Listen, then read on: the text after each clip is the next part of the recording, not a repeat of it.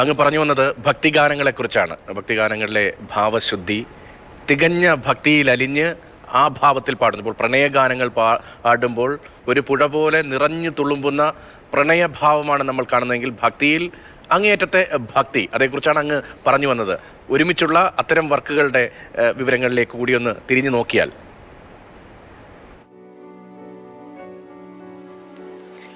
അതിൽ ഈ കണ്ടോ കിഴക്കേ നടക്കൽ എന്ന് പറഞ്ഞ പാട്ടിൽ ഗുരുവായൂരെ പഴയ കാലങ്ങളൊക്കെ പറയുന്നുണ്ട്. അതൊക്കെ അദ്ദേഹം പറയുമ്പോൾ കേശവനെ പറ്റിയൊക്കെ പറയുന്നുണ്ട്. അത് പറയുമ്പോൾ വളരെ അതിന് അലിഞ്ഞു ചേർന്നത് എനിക്ക് ഫീൽ ചെയ്തിട്ടുണ്ട്.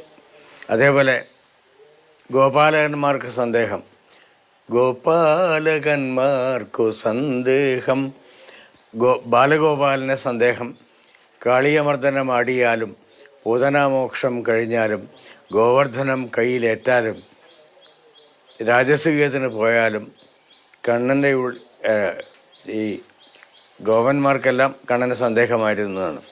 പക്ഷേ സന്ദേഹമില്ലാത്ത ചിലരുണ്ടായിരുന്നു പറയുമ്പോൾ അദ്ദേഹത്തിൻ്റെ ശബ്ദം കുറച്ചുകൂടി മധുരമാകുന്നു. അതാണ് എനിക്ക് ഓർമ്മ. അതിൽ ഈ വില്ലുമംഗലത്തിന് സന്ദേഹമുണ്ട്, പക്ഷേ കുറൂരമ്മയ്ക്ക് ഒട്ടും സന്ദേഹമില്ലായിരുന്നു. തയാട്ട് കാട്ടുന്ന കണ്ണനെ കലം കൊണ്ട് മൂടി നിർത്താൻ കുറൂരമ്മയ്ക്ക് സന്ദേഹമില്ല എന്ന് പറഞ്ഞപ്പോൾ കണ്ണിങ്ങനെ നിറയുന്ന പോലെ തോന്നി എനിക്ക്. ഞാൻ അടുത്ത് നിന്നിട്ട് അദ്ദേഹം പാടുന്നത് കേട്ടുകൊണ്ടിരിക്കുകയായിരുന്നു. അത്ര ഭക്തിമയമാണ് ഇതിൻ്റെ മനസ്സ്. ഗുരുവായൂരപ്പൻ എന്ന് പറഞ്ഞാൽ പിന്നെ അതിനപ്പുറത്ത് വേറൊന്നുമില്ല. എന്തിനേക്കാളും മുഹമ്മദ് റഫി എന്ന് പറഞ്ഞാൽ, ദാസേട്ടൻ എന്ന് പറഞ്ഞാലൊക്കെ ആ ഒരു വികാരം. റഫിയെ പറ്റി കൂടുതൽ പറയും അദ്ദേഹം എപ്പോഴും. റഫിയുടെ പാട്ടുകൾ അദ്ദേഹത്തിൻ്റെ ശബ്ദത്തിന് കൂടുതൽ ചേരുകയും ചെയ്യുന്നു എനിക്ക് തോന്നാറുണ്ട്. അതുപോലെ മണ്ഡലമാസ പുലരി നമ്മൾ കേട്ടിട്ടുള്ള ഏത് അയ്യപ്പൻ പാട്ടിനേക്കാളും അതിമനോഹരമാണെന്ന് ഞാൻ പറയും. മണ്ഡലമാസ പുലരികൾ പൂക്കും പൂങ്കാവനമുണ്ടേ. കുഞ്ഞിരാമൻ നായർ പൂങ്കാവനത്തെ പറ്റിയും മകരവിളക്കിനെ പറ്റിയും ഒക്കെ വ്യത്യസ്തമായിട്ട് പറയുമ്പോൾ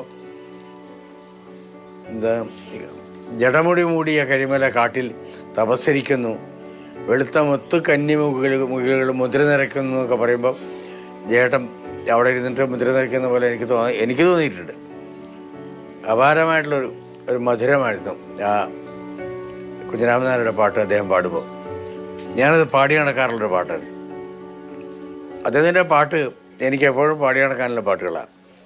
എൻ്റെ പാട്ട് വന്നപ്പോൾ ഇപ്പോഴും ഞാൻ ഓർക്കുന്നു. മറ്റേ വട്ടയില പന്തലിട്ട് എന്നൊക്കെ പറഞ്ഞുള്ള പാട്ട്.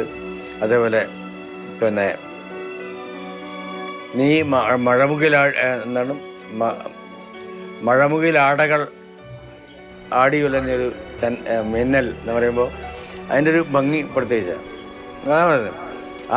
അവിടെയൊക്കെ ഓടിയെത്താൻ അദ്ദേഹത്തിൻ്റെ മനസ്സും മനസ്സിനും ശബ്ദത്തിനും കഴിയുന്നു.